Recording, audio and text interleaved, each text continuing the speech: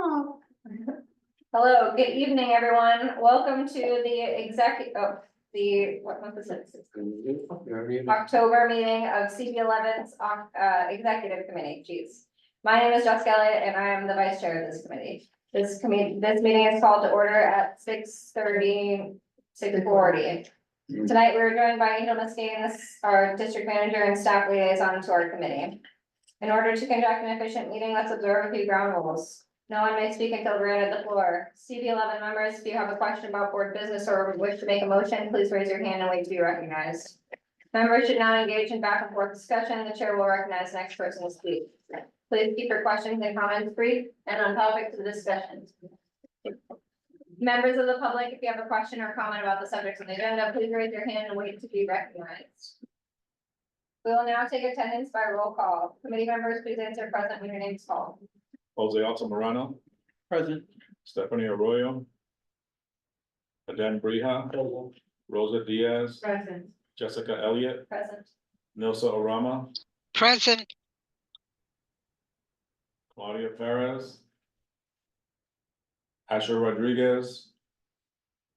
Xavier Santiago is excused. Isaac Scott.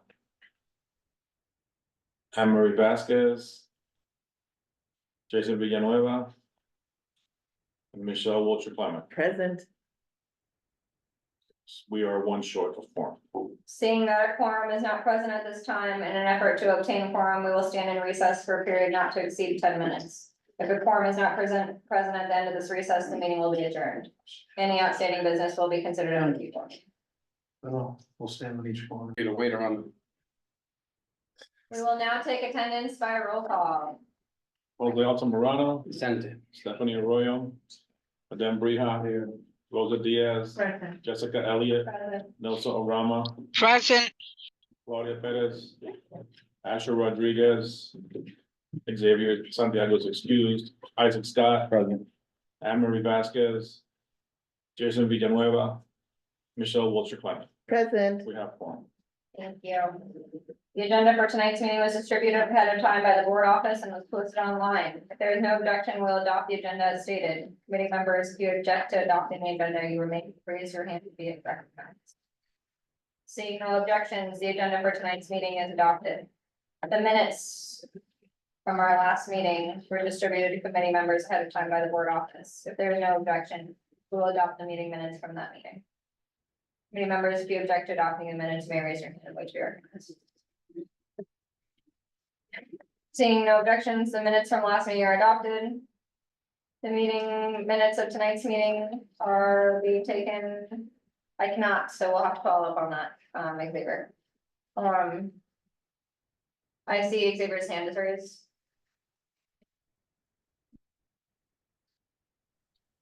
Evening, everyone. I just want to say thank you for everyone who got there on time and making quorum. I am currently away on a work conference in Ohio, so I will be listening in. I want to say thank you to everyone who's participated in the budget process, delivering everything we need and to maintain all steps in our budget.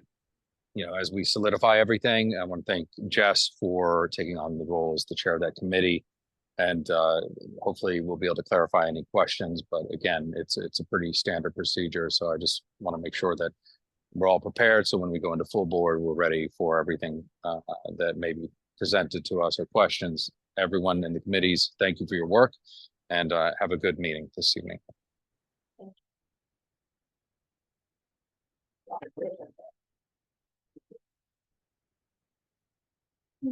All right. Are there any announcements? Yes, Go ahead, Michelle. I would like to announce that we are going, this Saturday is the second annual Public Safety Awareness Conference for East Harlem. Everyone is invited, everyone is expected to come. And if you wish to help, please contact me. At the Silverman Building of Social Work at East 119th Street and 3rd Avenue, starting at 10:30 to 1:30. all are welcome. Thank you, Michelle. Thank you. There will be food and announcements. Yes, We have there's breakfast, We have lunch. which is Wow. cocoa and a whole bunch of other stuff, and there is a healthy lunch, which will also be combined with an interactive conversation with city officials and community stakeholders and activists. Great. Healthy, you're gonna scare people. All right. All right, well, now move on. Are there any other announcements? Please go ahead. Thank you. Just wanted to announce that tomorrow, District 4 is having the River East Pool ribbon cutting. Yay, that's a huge achievement for District 4. And then also, Saturday, Manhattan High School's President's Council, we're having, the Office of Student Enrollment come in to explain the difficult high school admissions to parents directly. From 11 AM to 2 PM, they will be there to answer all parents' questions, concerns, what is the process, the deadline, and everything. So please share the information. I know the email was already sent out. It's gonna be held at East Harlem Community Partnership in 71 East, 111th Street, second floor. Thank you. Thank you, Rosa. Any other announcements? All right, moving on to our presentations and discussions. Our first item on the agenda is a discussion on the compiled list of board committee goals for the 2024-25 meeting. I don't understand we're laying that on the table. Thank you. Motion to. Motion to lay on the table. Motion to lay on the table by Adam, second by Rosa. Yeah. All those in favor? Aye. Any opposed? Any abstentions? The motion carries. Our next item is the discussion on district needs and budget request for fiscal year 2026. You have in front of you the final answer of prioritization for our capital and expense budget requests. The district needs and budget committee went over these requests. I know there was some final answers to be received from like EcoDev, for example. We got those layered in. Because your meeting was yesterday, right? So we didn't have your final priorities, and so I think if anything, that's now we do. So this reflects that. I think we went through and there were a few question marks. I think we took a look at, like, for example, we had made a additional request for rats. There was already a request for rats and mosquitoes in there, so we chose to remove the new request because it already exists.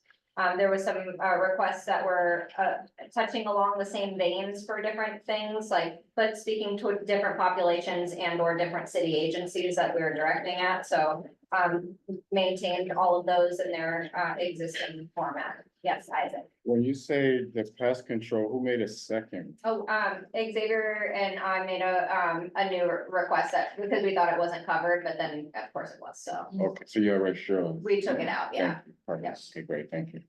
So I'm not gonna go through what we did at district needs, I went through every single request, because Angel will kill me. You better not. But I think some big takeaways, for example, we kept our top 4 in order for capital. I was being distracted. Oh, it's okay. Romance. We have a new number 5, which was a land use, landmarks and planning committee request for more housing for seniors, which goes along with all our other top requests, so we pushed it up to the front. Then we kept you know, a lot of things in a similar order, just moving some of the, you know, newer ones are typically at the end. I think the budget request for DEP, for example, for community gardens, we slipped in there a little earlier. So any questions about our capital budget prioritization? All right, moving on to our expense budget. We do have more requests than is recommended by, I think 40 is the max. We have 53. So it's possible that you know, everything after 40 may be disregarded, depending on how they look now, that they won't, they'll still look at it. All right, they'll still look at it. Yeah. Sorry for misspeaking. Sometimes you put it in and it's like, oh, that's all there is. All right, so we kept our first three priorities the same again, similar to our capital budget requests. Number 4 is new. This is again, something from land use, landmarks and planning, to study land use and zoning. As it specifically relates to existing vacant lots and vacant residential properties. So that we can activate those lots and buildings. Other than that, we scooched everything down from there. We slipped in another high priority DOHMH, social workers request from youth and education. And then most all of the other requests here are existing until we get to number 16, which is a new request that we felt as a district needs and budget committee, for, you know, deserved a little bit slightly higher of a rank. For domestic violence survivor housing assistance. Moving along, That's in between, oh, you said number 6. that's number 6, yep. Then we kept, again, things that mostly in their similar orders until the new requests at the end. Oh, we did, Can I? yep. Number 30 is one of the new requests that, is a little bit further up.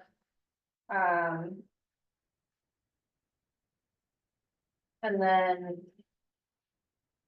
Am I not seeing something? 36 is a new request. I think after that, they're all pretty much new requests, except It's for, out of order, it's after 32, 34.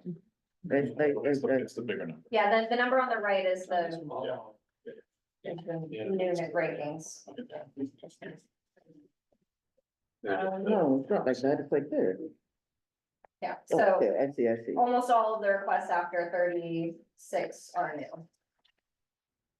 I'm sure Yes. you're gonna have to curtail human services and youth education. They're getting out of hand. I They're don't getting know- out of hand. I don't know who's in charge of these committees. No, good You job. know what, thank you. I was actually gonna say I'm so happy to see so much stuff here from human services and youth and education. I hope a lot of it makes it through because Yeah, it's a big issue, so. yeah, just before I go, you know, thank you to every committee for all the work that was put in. I think I'm not mad that there are more requests. I think it's just a product of doing good work. So thank you for your service. Angel.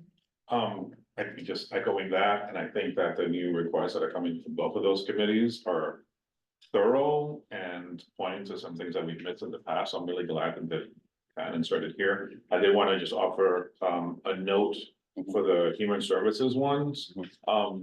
They're very detailed and long. And some of the requests sometimes were in the middle of the text and towards the bottom of the text, so I just moved it up to the top of the text. So that when they start reading, they know right away what our ask is. I wanted to clarify that because it's not gonna look the same as what was submitted, but it's this, everything else is the same, I just moved it up. Thank you. Makes sense. Thank you, Angela. Yeah. Michelle? Good job. I'm trying to find the one for the fire department with the cameras, I think that one. and I'm not seeing it properly. It's 53. It's the very last one. Ouch. I didn't get to the very last. Well, look at all the other requests, right? I mean, something's gotta be at the bottom and that was, No, that's all right, I just. At least it's there. at least it's there. So one thing that I should, that reminded the budget committee of, and I think we need to kind of remind you all of as well. So we do submit them in a prioritized order, and like we're communicating like what our priorities are, but when they get submitted to OMB, then OMB sends them to the agencies only get their requests. So I think we only have one FDNY thing. So as far as FDNY is concerned, that's our priority, right? Like, they're not gonna see, it's not gonna say 53, they just gonna get the one. Problem? Thank you for that Thank you. clarification. Welcome, Asher. I see Xavier has his hand up. Oh, no, all right. Okay, Any questions, comments? No, hey, Jess, Yeah. sorry, yeah, no, Angel made the one comment, because when I was looking at the request, he kind of already addressed that. Also, too, to address the redundant rat request, one of the things that we discussed, Jess, Yeah. and Yeah, and Isaac and Angel, was that to make sure we put in the language addressing the rat czar, because in the past, over the past 15 years of doing this, we have to timestamp to give perspective to the agencies when they're addressing this. So implying that the rat czar does not have the funding to complete the process because there has been an explosion of rats in the district versus when the position was created. So to make sure to notate that, and we've seen this with successful requests in the past, such as stop signs and other items that it comes to fulfilling the budget needs. So just wanted to note that the redundancy was there, but to make sure we include that additional bit of language so that the agency looks at it and says, oh, yeah, maybe they don't have enough funding to complete their task. That was the one thing of note. Okay. Thank you. Thank you. Thank you, Xavier. That's it. I'm trying to find out. Specificity, team. Thank you, team. Appreciate you all. It's 28. 28, thank you. All right, so number 28, animal and pest control requests, including reducing rat mosquito populations. Our existing text says provide dedicated funding for comprehensive and proactive rodent mitigation measures, including increased inspections, trash management improvements, and the deployment of advanced pest control technologies. East Harlem continues to struggle with a growing rodent population, which poses significant public health risks. Rodent infestations contribute to the spread of diseases and exacerbate sanitation concerns. Additionally, efforts to address mosquito populations, especially in areas prone to standing water, are crucial to prevent mosquito-borne diseases. By investing in consistent and proactive pest control, the city can reduce the health risks and improve the quality of life for us, for residents. So I think, Xavier, what you're saying is we want to specifically call out the rat czar. So we can say the city, comma, with the assistance of our newly appointed rat czar, comma, can reduce the health risks and improve the quality of life for residents. Is there anything more specific you want to say? So I think it's important. Thank you very much. I think it's important to note that this new position was made to address it. Yeah. The impact on the community was not effective, and therefore it needs more budgeting. If the first fell swoop seemed to have an impact, however, so it's notate we've had an explosion of the rat population, and I'm not going to share the video right now, but I'll ping it to you all separately. But this is it's everywhere, and I think Rosa, we can all share testimony to this, but I think it's to notate the position was created. The impact has not been successful, and we need more funding into the position because there has been an explosion in the rat population in our district. So I think that's where I would go with that. Does that make sense? Yeah, I think I'm And doing here, Xavier, change the wording. Let me just read it back to you. Give me 2 seconds. Okay. I had sent some draft language maybe 2 weeks ago or whatnot. I can't recall to Angel. No, that was for the previous request, and I don't think we got in this much detail, but in order to address what you're saying, at the very end of this request where it says, by investing in consistent and proactive pest control, the city, and I'm gonna make this change, with the assistance of the newly appointed rat czar, can work to further address and reduce the health risks and improve the quality of life for residents, despite the ongoing and continued expansion of rat populations in East Harlem. Does that work? I think that sounds okay. I'd have to read it. But I think that sounds okay. If everyone there is fine with it, just to make sure that we're getting fun, just to cite that we're with the additional, just to cite that we are having an explosion of rats, or like the population has not decreased. Ergo, it needs more funding. Yeah. Ongoing and continued expansion of rat populations, like that, sees that. Okay. Yep. Is everyone I think okay so. with that change? I'm okay with that. We actually wanted, one of our committee members sent over the information for the rat czar. We wanted to reach out to them directly, so it would be good to have it in here, cited with their name. Yeah. Yeah, I agree with that. That's good. Yeah. All right. Thank you, everyone. Yep, thank you, Xavier. Yeah, Isaac, we'd be happy to, anything I can do to help Okay, on the budget side to connect, with the various people and agencies. I'd be happy to help. thank you. Just let me know. Is it the same agency that It's- is with the mosquitoes Yeah. and the rats? Yeah.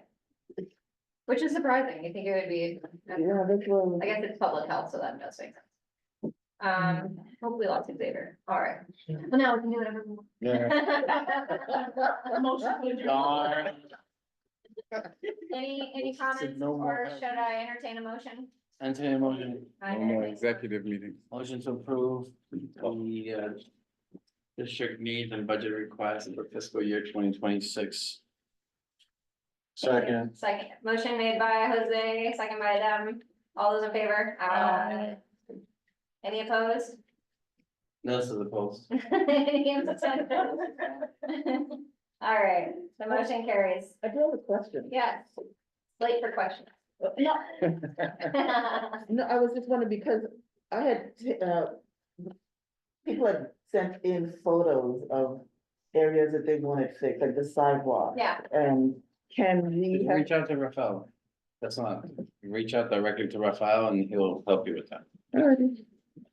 That will be much faster than Yeah, and anything with this. yeah, and I think too, is like the work of the district needs and budget committee, beginning next month, we're gonna take a look at the statement of district needs as it relates to progress for next year. And I think we can start to work through, if we have these specific requests with city agencies, obviously it's a little late for district budget consultations, but we can certainly set up meetings with these agencies to have conversations outside of those cycles, so. like what we did with, the parks, I thought that worked very well, and so I think we should just start that whole process. Yeah. I mean, in my committee, what I told them is, this is just the beginning, but the work is still constant throughout the year. Mhm. So like, when we were in public safety, I was always on top of Rafael, driving him crazy. So it's just, that's who was the main city agency. Now we have different ones, so we'll have to figure that out. But it's just, that's, you get a lot more done. When we did those walkthroughs and everything else, they fixed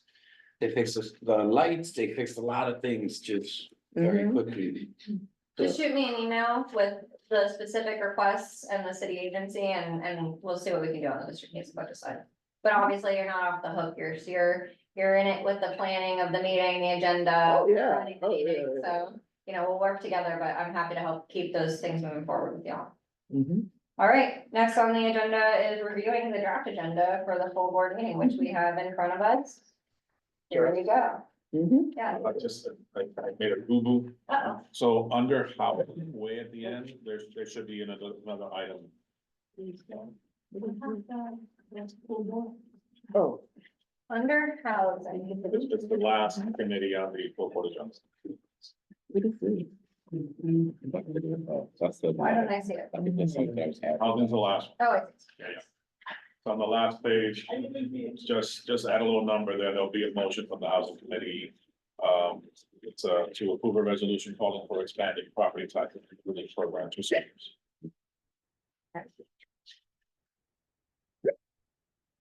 All right, so Xavier will be back, he'll be leading this full board meeting, we'll start with. Won't we have the, we already did that last one. All right, so we'll have our pre-registered speakers, our reports, I'm not sure why executives first, that's why I'm confused. I switched it around Okay. just to be different. All right, we'll do executive first. I actually, because the Dan keep complaining about being first, so I made him laugh. Way to go. Well played, Angel. Sorry, I got knocked off. And then I believe executive will have a motion coming out of our meeting today, so we'll add that as well. So we'll talk about it a little bit under new business, but we'll have for this quick discussion about this Link NYC kiosk, that Mount Sinai voice they don't want there. We're gonna support them in that if we all agree. So we'll go over that in a minute. So that would be our first item on the agenda. Then we'll go to public safety. Tell us what's going on there. Right now? Yeah. Just briefly, as. Oh. Okay, with public safety and transportation, we had a robust conversation. We added, I added a few things because of what we're gonna be voting on. And we had the city agency partners speak up. And our goals for next year is the awareness safety conference, Yeah, just plugging that again. And also to really reach out to different community boards. And we have been starting to do that and go out and just be out there in the community. when you reach out to other community boards, I'm wondering if that would just be like more effective if we, like, did like more of a holistic thing, maybe we brought that to district needs, and then we did like concerted outreach to other community boards, so I'd hate for like, you know, public safety and transportation's reaching out to other communities, we were planning on reaching out to other community boards, like, if everybody's sort of doing piecemeal stuff, then maybe, I don't know, it might be more effective if we try to do it together. Well, I contacted the one in Queens specifically because they had it looked like a markup of resident permit parking, but it was not real, but it was published. And so I reached out to them and went to their city council, Yeah. and so it went all around and I got a lot of information Okay. from them. And so it was very specific That makes sense, information that I wanted. got it. And then like to reach out to CB12 to invite them to the public safety awareness conference, because there's a communication and very similar things that are happening in both of our communities. Absolutely, And so it's very specific got it, connections that we're making. all right, that makes sense. All right, so you got two motions here, Yes, any concerns or comments with these that we should be aware of? well, I will just read them. Okay. Jose Alvarado made a motion to deny the Denise Carmack B-Way Street co-naming request due to the limited significance of the intended honorees' impact beyond their building. And the motion was seconded by Pascal Hanal and passed unanimously. Was that contentious at all? Are we expecting contention at full board? There will, the individual will come back, Same guy. yes, and he will probably say, he was not at this meeting, but he will. We stayed away from if it was real signatures, fake signatures, simply put, we were giving a mandate by city council, that city council, there has to be a significant community. And obviously, she seems like a lovely woman and she probably did great for her building, but her center is just her building, not the community as a whole, and Yeah. it was based on that. Okay. Which is what was said previously. Yeah. So we just stuck to what was in front of us. Got it. Next, Don Sanders made a motion to recommend that the Department of Transportation change the hours for alternate side parking regulations on Third Avenue between 124th Street and 128th Street from 4:30 AM to 6 AM in the morning to 8:30 to 10 AM. And the motion was seconded by Pascal Hanal. And there was no contention. And this was a travesty that was happening to our community, telling someone to move their car by 4:30 in the morning. yeah, It's just, yeah, well, this is, yeah. but it's a changing neighborhood and it's not industrial anymore. Where that Regardless, is. there, And so- it should have never been, it just kind of slipped. Yeah, all right. And that is thank the you, end of my report. all right, district needs and budget, obviously we'll be doing the budget, but I don't have any updates other than that. Economic development and culture, We spend most of our time on district needs and budgets. That chair is very, so we had to do what we had to do. got it, thank you. Environmental open space and parks, Yes. We also spent a lot of, well, not a lot of time, but some of the time in, putting our goals together as a team for 2025 and also added one more item to the district needs. We all voted on it and we also, Rosie and me, made a motion to provide a letter of support for the proposed roof restoration at the Swedish Cottage Marionette Theater in Central Park. The motion was seconded by Ms. Michelle Wilshire Clement and passed unanimously. great, nice and easy, thank you. Land use, Jason's not here, but, do you wanna speak to her, I can speak to it, Angel. We went over the beacon project one last time, I can't remember what else happened on the agenda, but, the big takeaway is that we approved, the land use application for the beacon. No issues. Youth and education? All right. So spent a lot of time on the budget.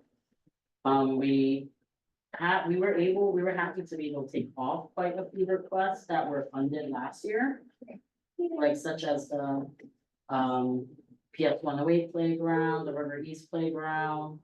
A lot of playgrounds we took off, I would say.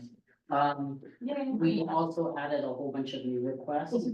Which that was awesome to see the requests we added, a lot of collaboration between the services. Education, we did have one presentation, which was, these students are going around to every community board in the city and they wanna expand the $5 bike program, because if you know, if people are on public benefits where they live in a NYCHA building, they could get city bikes memberships for $5 a month, they wanna expand it to students. There was a resolution they provided and Isaac Scott made the motion to adopt the resolution and the motion was seconded by Russell Schuler and passed with one president not voting, which was Malik. And yeah, and basically I was at the legislative breakfast for District 4 and I spoke to a lot of schools, so we're gonna have a lot of stuff for next year. I also encourage them, because like I always say, please come to youth in education. As I said, it brings a lot more pull to the board. If I see that the kids came and asked for it themselves, I can't really help him. I think I only know the schools that I personally work with. Right, So it's good. excellent. Any questions to them? Yeah. Tomorrow's also the ribbon cutting for the pool, which was another budget request I got, I think last year got built very quickly. Yeah. From my March. Congratulations. Yeah. All right, thank you so much. Human services? For my report, I'm just going to, emphasize the new, budget items that we added to our list, and just tie them into the advocacy we've been doing for the past 2 years. I'm really proud of my committee and how we were able to, even with so many new people, we were able to get it done. Rose, I think it was on my committee. That is.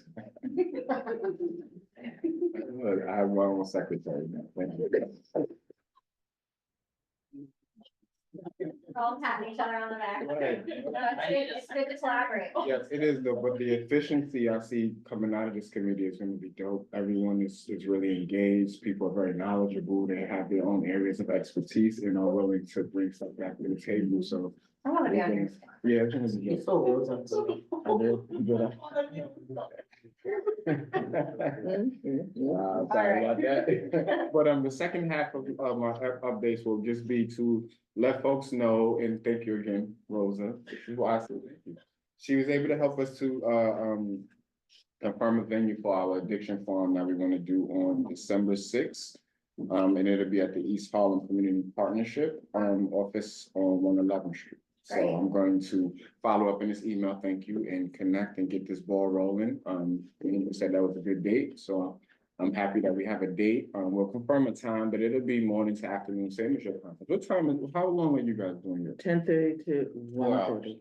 Yeah, maybe like 11. Yeah, we might be able to- It starts at 11, but the 10:30, that half hour before is just registration and just. Yeah, you need that buffering time. Yeah, I wasn't, yeah, so we'll talk about this, but I'm not trying to have a fast event, so we'll probably be there all day. Yeah. It'll be a stretched out event, so we. We go up until 9 p.m. Nothing, but I appreciate you.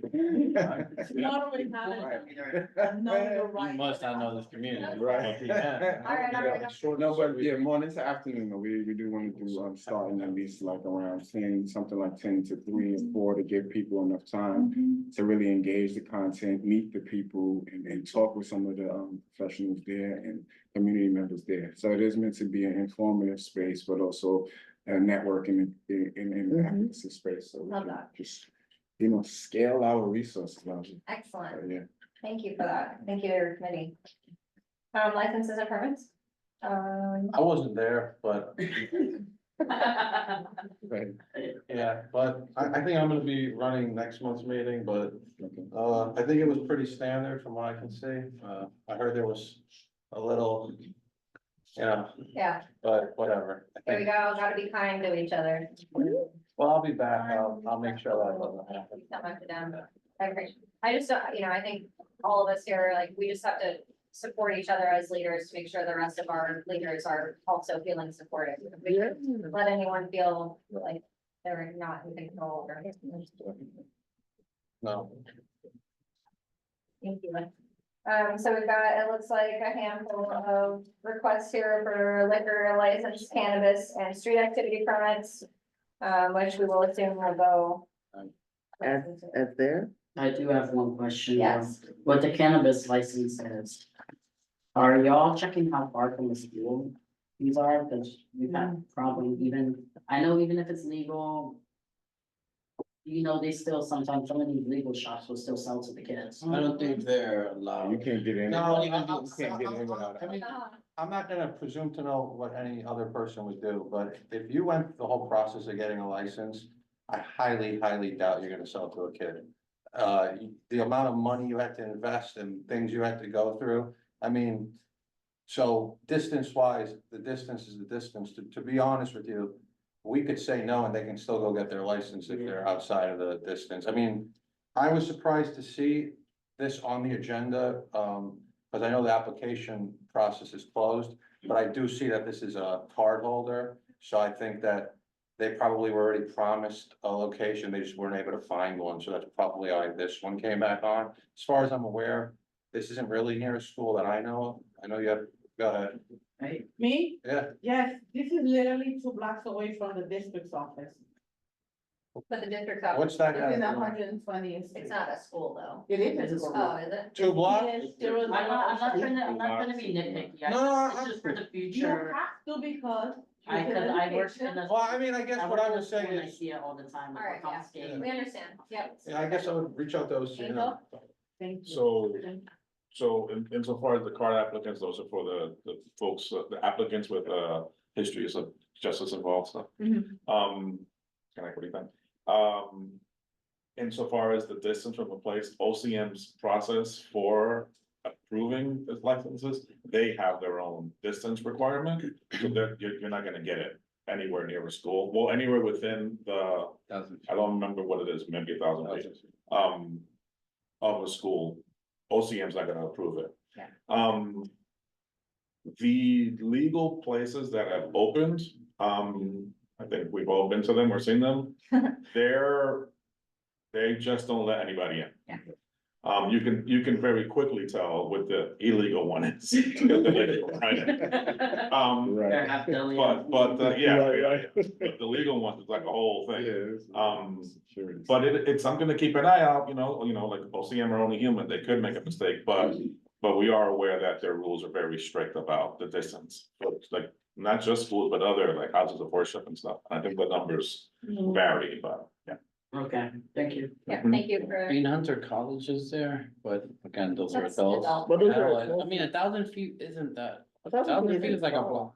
No, Everything- 1,000 feet is like an avenue, a little more than an avenue. An avenue is 750, roughly. No, but I mean like a straight, like from avenue to avenue. It's 750 feet. Yeah, that was 900 feet. Okay, so that's about a block in Yeah. All right, well. we'll I mean, we trust live the in process. Manhattan, Yep. so, Yeah, you it's know, like- I mean, we're not living in like Idaho. Yeah, You know, it's a little bit different. Still right there. All right, We need less schools. yeah. That's Let's go. less school, more. All right. I'm kidding, I'm kidding. All right. Moving on. The last meeting, the last committee is housing, Yeah, all right, I'll just go quickly on 2 things. One, we did have an action item. I wrote, there was a resolution, it actually had been on this whiteboard for like quite some time. Yeah. I don't even pay attention. I did. Okay, so it's 421A extension. I think a lot of the residents from Madison Avenue here were coming, but the resolution as it was written was to like extend this, program for like all residents there, right? But when you really looked at it, it was supposed to be, the spirit of it was to help the seniors. If you look at some of these properties that they were looking to expand it on, people were selling, there were condo sales for like $700,000-800,000. So I'm like, I don't know why, I wanna help everybody, but I don't know why that would go like to the first thing I would do as a housing chair. So, I think I actually sat with Angel during one of our meetings, we looked, there was a program that I think it's a state program, the New York City Department of Finance, it has income bands that provide senior condo owners, up to 3 family, their primary residence, to give them a reduction on their assessed value of their property taxes. So this resolution basically takes that and asks the New York City Department of Finance to expand that. So to deepen the affordability, I think it was up, the lowest you could get was 50%. If you made under 50,000, now we're asking for 75%. And then we increase the income up to 60 or to $75,000 for the household. The idea is that it was probably a lot easier to get something done within something that already exists, rather than to, one, create something different, or two, ask to extend something that's, helping a much larger group than I think. I mean, if you just looked at our budget needs, a lot of it has to do with senior housing, right? Mhm. And if seniors get displaced from the housing they own, then they're gonna need to rent or get affordable. Now you're increasing the demand for which there's already a limited supply, right? There's this, apparently the state controller found out that there's tons of empty senior housing. So, I mean, it doesn't make a lot of sense, but we figured this was a step in the right direction. The other thing, the Beacon project, it was my initiative to start to bring in big property owners or people that manage large number of units in the community, and just see what their violation situation is. We landed on the Beacon, which is Ascendant first, just because they have a big ass, with HPD and everything. So we went through. There were a considerable number of violations, complaints, etc. They weren't able to meet with us, but they have been receptive. We sent them the email with all the data. They didn't dispute the data. They gave their reasons. They answered the questions. We're still in talks because, while I do appreciate their forthcoming, I do think they want to do the right thing. Some of their answers, the committee felt, were a little bit about pushing the blame away from themselves. Not to say that they are to blame for everything. They could have valid points. But I think the way to reaching a solution is to get the tenants and the property managers to come together, right? It's not all one person's fault. Like, I'll just give you an example, like, okay, there are violations. Oh, they won't let us into the apartment because their legal aid lawyer told them not to, because that's how they can stalk it. Now, I'm sure there are examples of that. And then I'm sure there's examples of violations where they just want their violations fixed, and for whatever reason, they're not happening. So we're just trying to get to the root of that, and it'll be a more random selection process moving forward. Some suggestions Yeah, go that I ahead. will voice publicly. Oh, okay. Yeah, I mean, I'm gonna be honest, it was my idea that because, look, I saw that we passed the Beacon with conditions. We've passed a lot of things with conditions. About HPD said at full board that they'll make sure that whoever they're granting this project to or whatever, that they make sure that there's they clean up all their existing violations everywhere. I guess my concern is what happens after they get what they want, and then nobody's really looking that closely. So that's my concern. And Yeah, that happened in the past. before I go to Asher, I just think we have to be a little bit careful about our language here. I know, like, when we say get what they want, like, I don't think that, like, Well, they're asking for a land use action. Yeah. They're gonna make, are they not gonna make a lot of money from building this? I personally don't think that on the grand scheme of like, my understanding of development, that like, the deepest levels of affordability and the largest family size apartments is gonna make them a whole lot of money. I like, if you wanna go after developers, there's plenty. No, I'm not going after I anyone. know, but It was, there's, I think they're like, to Angel's point, I think at the land use meeting, their proposal is the proposal that we as a community board put forward, so, Oh, I'm not, but I don't have a problem with the proposal. yeah. I think that, unless you're gonna tell me that they were the only people who tried to do this project, then that would be charitable of them. But if there were other applications for it, then I do think there should be a vetting process. I don't think we're down to, it's not the project, it's who does the project. Yeah, So that's, I think, my concern. that makes sense. I don't think they came, I don't know, I mean, I know they're not for profit, I know they're not maybe making a ton of money. There is another partner involved that we're not that familiar with, that's never done anything in this community. So I don't know, I mean, Yeah. I don't No, know, that's fair. and I preface it with, whoever is gonna go to land use for anything big, we're gonna look into them first. Oh, yeah. That's gonna move to the top, so. That makes sense. And when I say get what they want, Well, I mean, they want to do this, right? And my thing is, whether you're trying to do the right thing or not, if you have hundreds of apartments in this community that you're already not able to run correctly, then why would we want to give you more until we address that? So that was my concern. I'm sorry if I was. No, no, and I think, this is like a little bit off topic, but there's a, like a equitable development summit that I, hosted this past week, where we talked about affordable housing and like the, like realities of the financing and, you know, we think about like Section 8 housing as like subsidized housing, but like the point that one of the speakers made was that like even just flat out affordable housing is also like subsidized housing by this, you know, the city, so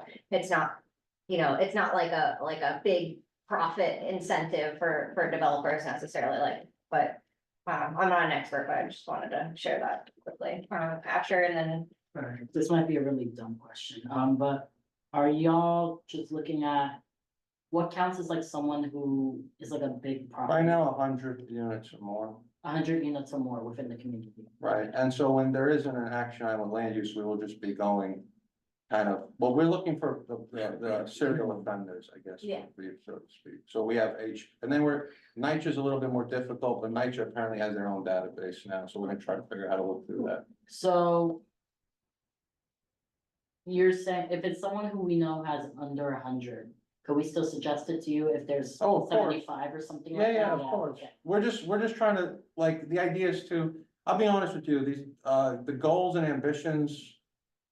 I mean, you guys aren't gonna like what I'm gonna say again, but we got a lot of people, you know, I think everybody comes with the right intentions and is energetic. And then I think we've seen a lot of turnover with board members, and it seems like it's the same handful of people who try to do a lot of the work here. So, you know, you try to capture that energy early on, and then you see how long it can last.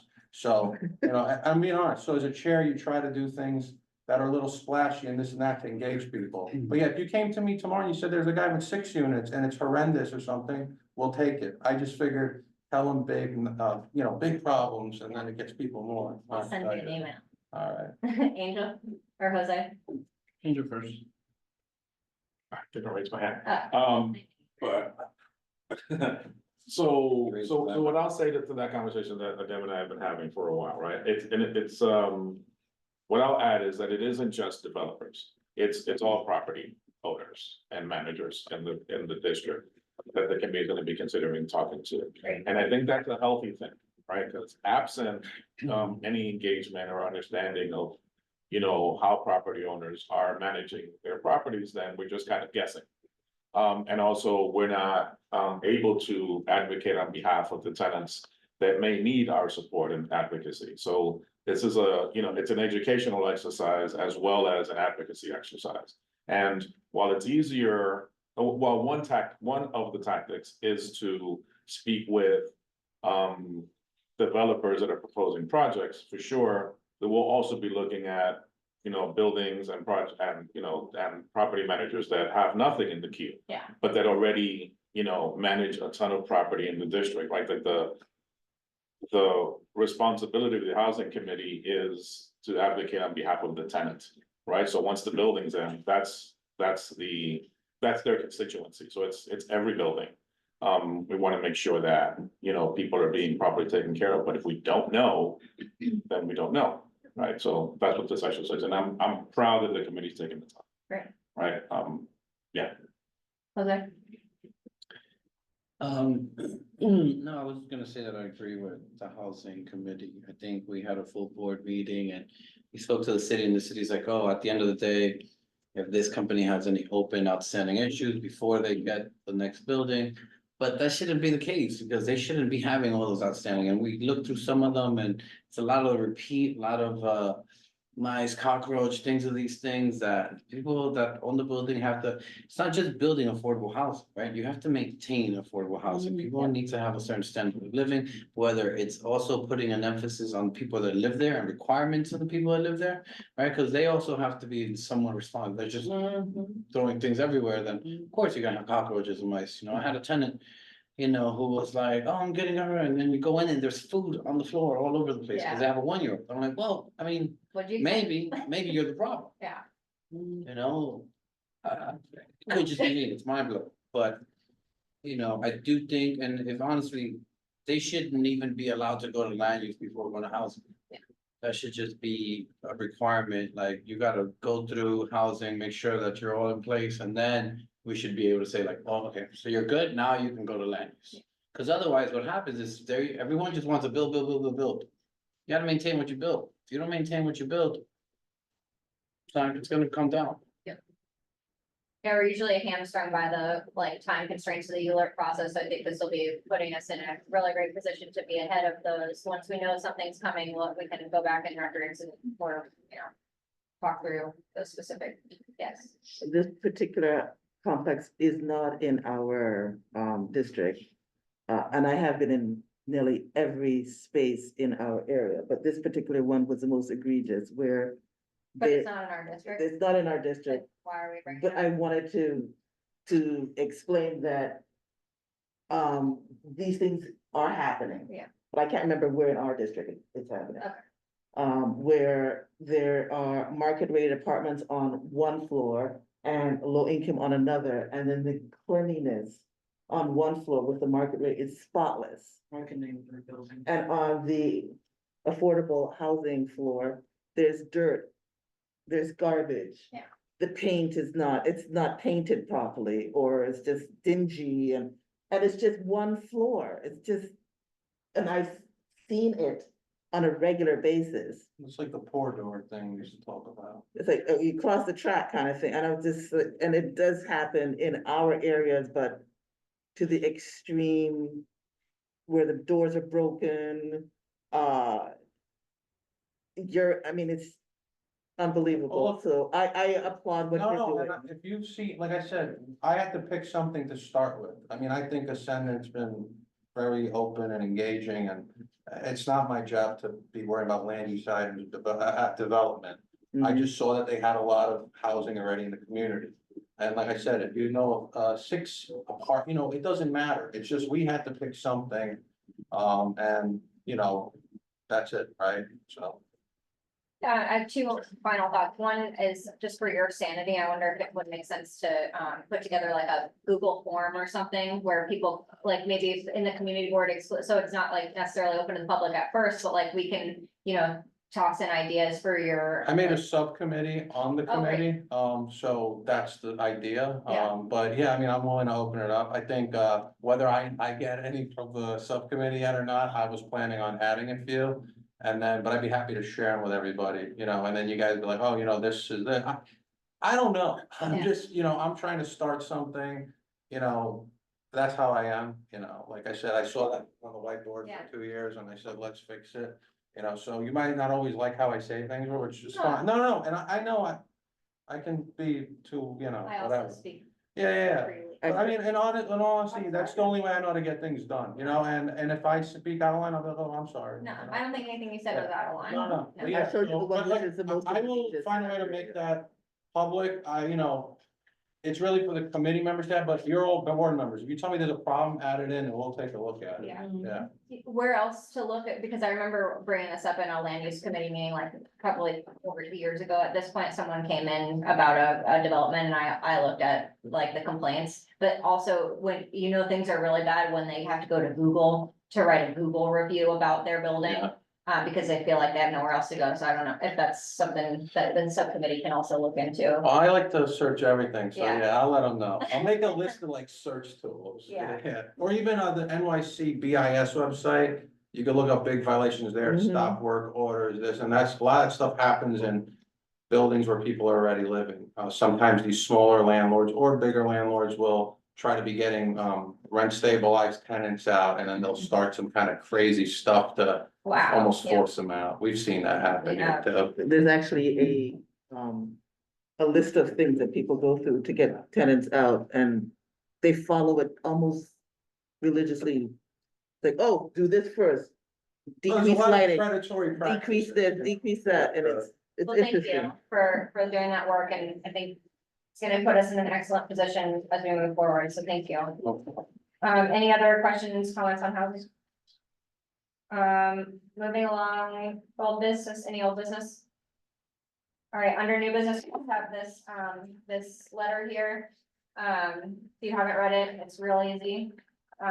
Community Board 11 is opposed to the proposed installation of a Link by NYC 5G without ad screen kiosk at 3 East 101st Street, New York. The proposed location would be adjacent to a facility of the Mount Sinai Medical Center. We share Mount Sinai's concern about additional foot traffic on what is already a crowded campus. And this small changes, with more than 35,000 people on campus each day. The placement of the kiosk at this location will contribute to further congesting sidewalks and walkways in this area. We support OTI's efforts to expand broadband access to historically underserved New Yorkers. We do not believe that this is a suitable location for a Link NYC kiosk. That's that one of those things in this. Can I Yes, make a motion? any questions or comments? I do, why we have pulled just because of the traffic? Yeah, Mount Sinai gave a letter to us. Yeah, so I, They're against? Just- so as opposed, Okay, so they wanted it there, they proposed. so I'll answer your question while he mumbles. So. So when we received the proposed locations, I reach out to whoever the property owner is there first before bringing it to you guys. In this location, it's easy because it's just a Mount Sinai building. So I reached out to them and they expressed their concerns. And it's, so the towers, you know, like the first ones that were put out, the little slimmer rectangular ones with the screens on them. Now they're different, now they're these super tall, they look like a lollipop, I guess. And it's one of those that's being proposed for this location. But what What is committee it? are they going to? But Not going to- They're coming straight here. Why? This used to go to public safety and transportation. Yeah. I'm just wondering, Well- would it not be helpful to have that there for people, especially when you have I'm to outside. be in the hospital for like. Could be real life regulation, with, could be a million things. Previously, all of these 5G things were questioned because remember that. they, being by a hospital, being by a school, being by a library, being by anything that had a lot of people because of what could be produced from them, and so they were told not to, and so it's curious why it's being planned to be put by a hospital in the first place. So the little history on where these things are going, it's where there used to be phone booths. Yeah. So they already have the infrastructure there, so they're Mhm. picking out from the map of where there used to be phone booths. So sometimes that answers it.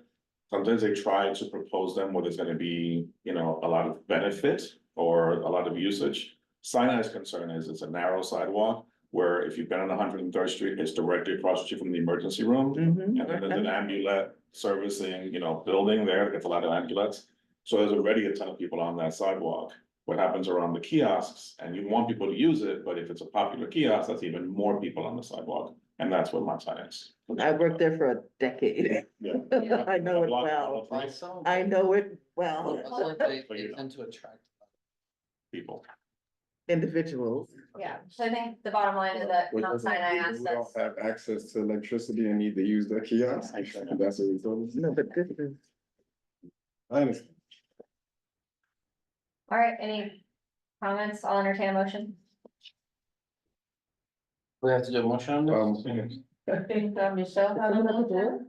I can second it. I don't know, I thought I heard something. Go ahead, Michelle. I would like a motion, I would like to move that Community Board 11, the Executive Board opposes the proposed installation of a Link NYC 5G without ad screen kiosk at 3 East 101st Street. Motion made by Michelle, second by Rosa. All those in Now, favor? when we make, I'm sorry, so the motion is to support this letter as it's written? We're opposing. Well, I'm sorry, To reject this is the- our letter. This is our letter, but we Oh, are with the plan. opposing what is. Okay, This is one. that's fine. I like that.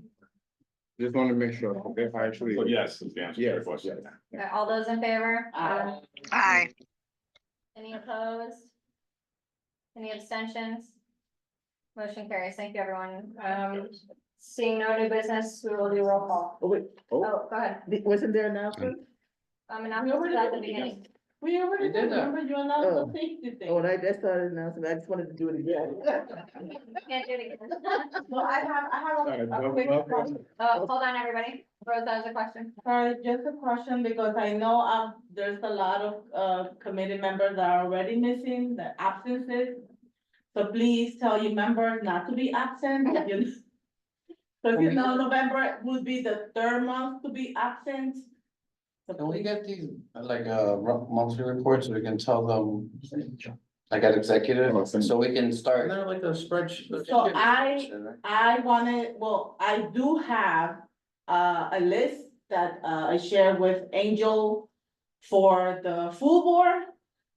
If you guys want me to call out those members that have two absences already in their own respective committees, Yeah, please, I will be more than glad to. might as well. Grab them already. It's in the drive and it has the committees, I think, on the spreadsheet also. But to Right, that, yes. to that point, and I see Xavier has his hand raised, I would like to make a suggestion that our next executive committee meeting focus on attendance across the board. That would be a third one though. I know, but that, I mean, at that point, we're, That's like due process, why can't we let them know in full? oh, we hey, should, oh, we okay. should, but I'm saying we should address it again here next meeting. Got it. Xavier? Yeah, I just wanted to say thank you everyone for a productive meeting and to remind your members or when we go into the meeting with the budget requests, and I'm sure you all may recall when we had people wanting to change things on the floor on the day that we've already said this process. Can you hear me? Yes. Yes. Yeah, so just to make sure that we reinforce that we have a process, the process has been followed, and we'll be sending out an email before full board to remind everyone. So we are really just ratifying the process at this point. So just to make sure to encourage your members on your committees that, and especially your new members, that this is the normal procedure. So that way, you know, we don't have a lot of back and forth as we have seen in years past. So I appreciate all your efforts and thank you again. And I hope you have a good weekend. Thank you. Thank you. Roll call? Can I Yep. complain about something very quickly? No. So I've expressed this a couple of times to leadership. I haven't really heard a satisfactory response. So when we were anticipating returning to in-person meetings, and there was a lot of conversation about continuing to have a remote option, and there was discussion about this disability exception, I expressed at the time rather vehemently at this table that if you don't have clear rules and enforcement of those rules, there would be abuses. That's exactly what we've been seeing. And my frustration is not, my frustration is more currently more with how members are expecting the staff to be complicit in their deception about using the disability exception. Okay, this has happened time and again and again and again and again. And we should most certainly not be asked to be complicit in that nonsense. People should have, you know, better judgment than to be abusing something that's being offered to them as a privilege to facilitate their participation. But they certainly should have the judgment to not bring the staff who they have there's a power dynamic in that relationship into that conversation. It's an abuse of the staff. And I would hope that this committee tonight or at some point, figure out a way to put a stop to it. I have heard people say, I'm gonna submit a disability form because I'm doing this nonsense. I'm gonna submit a disability form because I'm doing that nonsense. I am permanently disabled, but I am in another state.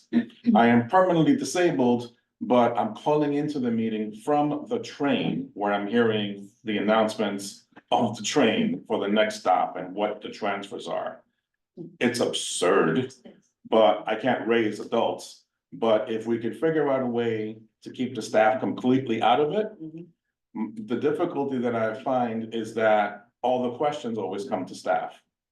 Right? So if we can't enforce it, then we're kind of just stuck dealing with this deception and this lack of morality from these members. So I, you know, humbly put that on the table for you all to consider and figure out how to rectify this. The last thing that I'll say is, and this was a complaint that was lobbed at the board when we first started going remote, and I thought it was a bit unfair at the time, but I thought that it would fix in time. It's been 4 years now that members are participating in meetings remotely and you never see their face on camera at all. I understand here and there might be an exception. Perhaps you have a technological issue, or perhaps you're in a state where, you know, you may not be able to come on. of course, we're gonna be humane, but exclusively off camera for 4 years. It's ridiculous, and brand new members are seeing veteran members do it. And we have, you know, brand new members a year on the board that I couldn't pick them out of a lineup if you gave me $1 million. I had an experience with a member last month that came into the office and I'm questioning who they are. And they're telling me, well, I'm such and such. I'm like, I don't know you because I've never seen you. And they've been on the board for 2 years. And not only do they not attend in person, but then when they attend online, they're never on camera. So how could I possibly know who this person is? Right? Or any of us, like the other 2 staffers also didn't know who this person was. I think that's poor. And, you know, I don't think that other boards are still doing this in the way that we're doing, and certainly not the boards that are the better operating boards. We try to be good about the stuff that we do, but we meet a lot of resistance from members that I think should know better. Unclear, and just like, I think that I would prefer to get rid of the form entirely than to try to like understand what people are using it for, because I think it starts to be like a questionable line when you're asking people, are you really, you know, like, so I like, for me, it feels like getting rid of it entirely is almost the best solution, but let's chat about it. Asher, and then, I think personally, if it is possible, we should require people to have cameras on while they're on Zoom, because I think that's a middle ground of, you know, we can't deny that someone has a disability, we can't ask for documentation, which I think in most other spaces I'm in, if you claim you have a disability, you have to provide at least a doctor's note. Like, the doctor's note doesn't even have to say what you have. Like, it just says that you have a disability and this is the accommodation you need. But I think the middle ground could be, we require people to have their cameras on, because it is true where you have people and they're obviously not. Right. Yeah. you call a motion and they don't respond, right? Yeah, and I think that just, what's it called? It's a middle ground for not denying people, they're like, right, because it was passed by Assembly, City Council. But it's a middle ground to be like, you have to keep your camera on, you chose to be on Zoom. Yep. Camera. Michelle Adam, There are individuals that legitimately have non-abilities that need those forms and cannot come in person. Yeah. Pardon? we're ruining it for them. People find little holes and they wanna dig in. But I think that to take it away completely is not a good thing. Adam, Jose, Isaac, I agree with Asher as like a first line action, right? So you're not present unless your camera's on, you know, unless you have to turn off for a second, but. I mean, to be the bad guy here, we didn't have this in place for a long time. We put it in place, if I'm correct, for COVID. Yeah. COVID, in terms of being the problem it was that made us implement this, is over, right? I think we can all agree to that, so. It makes one beg the question, if it went in for a specific purpose. And that need for it is over and it's not working well, why are we leaving it in place the way we are? Jose, Isaac, and then Xavier, and I'll come back to Asher. I think we should, as a board, push to the borough presidents. I still think that hybrid meetings are important in the way that I feel that committee meetings should be virtual. I think that the public, the one thing that I did see in the entire time that I've been in the community board, we had a lot more participation from the public. Just when we went virtual, a lot of people couldn't make it in. I think it facilitates everyone's schedules, but I do feel that full board should be in person and there should be no exclusion. At the end of the day, I understand everyone has their disabilities, but this is a volunteer position. There are certain responsibilities that are fixated with this. So either you can do this job or you can't, but there has to be, you know, a line drawn. I do agree with Jessica, Asher, and Dan that like writing language to this gets really messy, unfortunately. Like, where do you draw the line? It's just like, you know, it won't make sense. It'll get really messy and then people we'll just have a problem. We'll end up with a problem instead of just getting rid of it. That's what it is. And we'll have to get lawyers and all this other stuff, and who knows, someone wants to sue. But I do think that we should continue, and we should be a position of this board that we do want hybrid, because I think, these are all chairs here. How do you guys feel that if your committees were hybrid instead of being in person? I mean, just something to think about, but. Isaac, Xavier, I agree with everything that was said. I think there was a lot more participation when we were. So we could get that hybrid. That would be great, but that wasn't why we're here. I was just wondering, because I'm glad you said that about being on meetings and not being on camera. So I'm wondering, how do we apply this? Does this mean like you only need to be on camera when it's a committee you're a part of? Or if you're a board member and you're joining another, and you want to raise your hand and say something, you should be on camera. And the reason I ask that is because I think it sets a precedent for that community board members should show their faces on the camera, which is what it sounds like we're saying, so that we know, at least for staff to know you, but also for the community to know who you are. So I guess that's a question I have, because, and I think that does have to start from the leadership down, and a lot of folks don't get on camera. So it's like that definitely has to start from the top down, but I agree with the turning cameras on to some extent. Xavier, Thank you. In this particular instance, I'm going to address a couple of different things. In this particular instance, when we redrafted the bylaws, we allowed for teleconference, and that would count as an excusal. I could have said in a disability form, it wouldn't be true. It would have gotten quorum and the meeting started 7 minutes earlier. That's not, it's important for us to be truthful, and this is on the honor code, but by the way the law is written at the state level, which allows us to be virtual, it's on the honor system. We don't want to be taking HIPAA forms in and asking for doctor's notes. It is on honor code. And I think to the larger point, Angel and I had a discussion on Friday where we did discuss, and I said I would think about this and want to bring it to the team, which is what we're doing now. And I want you to all meditate on this. In November, I'd like to rehash this conversation, because I don't think it's fair for the staff to be involved in guiding this. The law is there. They can call city law to get guidance. That is what city law is there for. It is a free confidential call, whether you have a conflict of interest or you're trying to interpret something from the state or city legislation that was passed and how it would impact you. And I think that, to Angel's point, is that it's unfair to him, the staff, and others to be asked these questions. It's not necessary.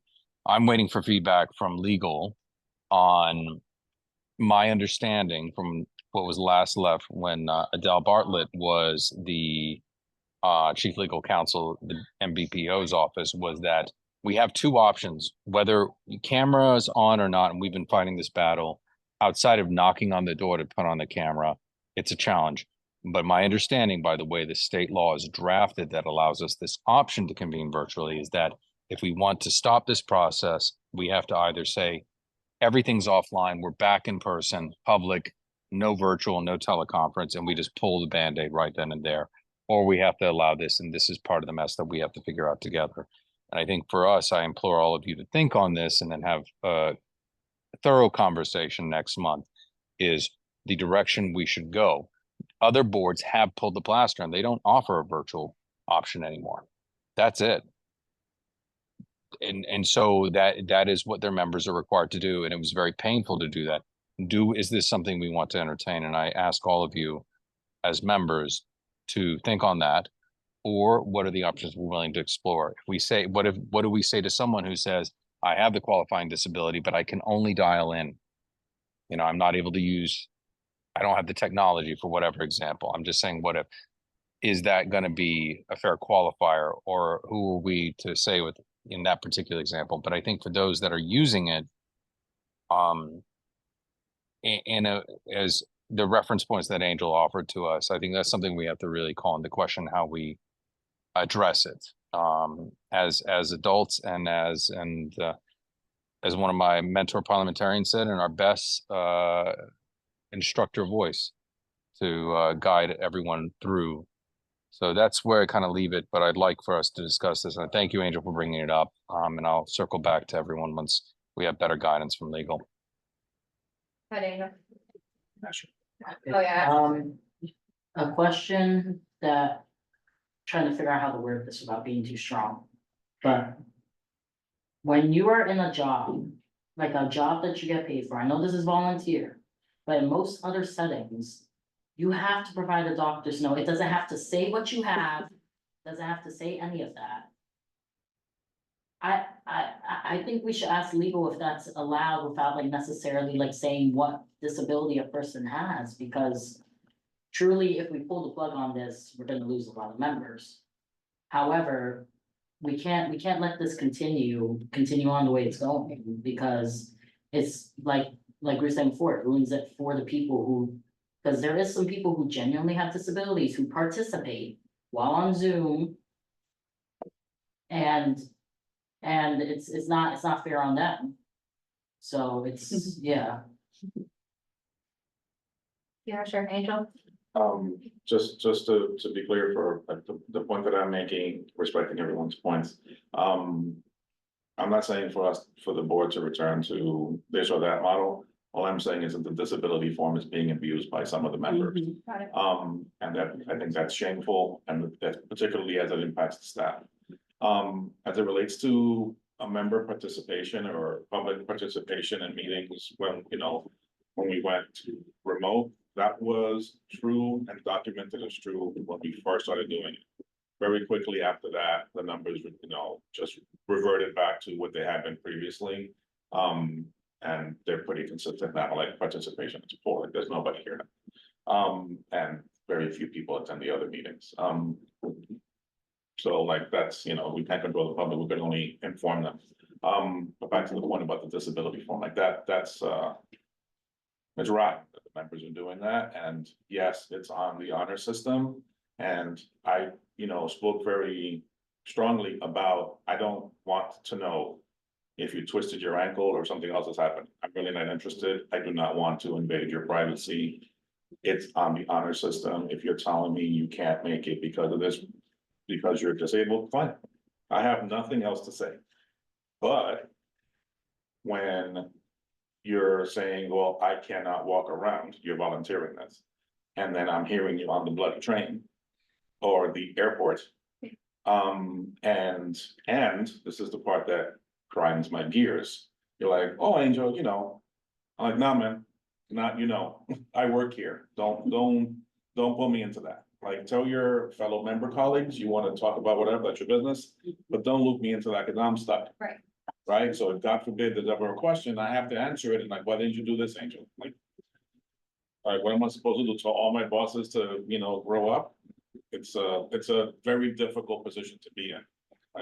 And I think to that point, I know we've talked about not having this executive committee meeting on a monthly basis, and I think we still have to recognize that we're still in a state of crisis with our membership.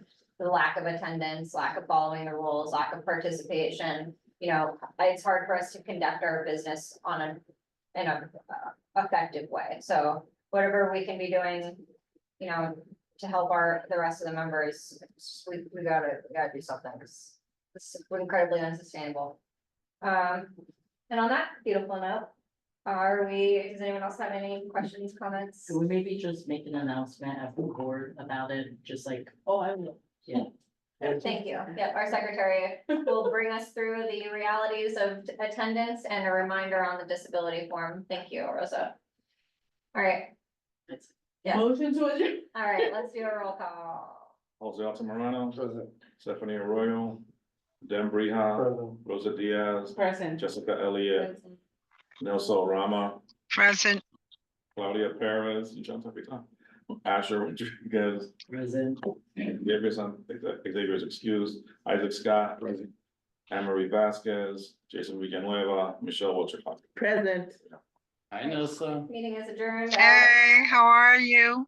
Nelson participates. We love Nelson. Good to see you. Good night. Good night. No.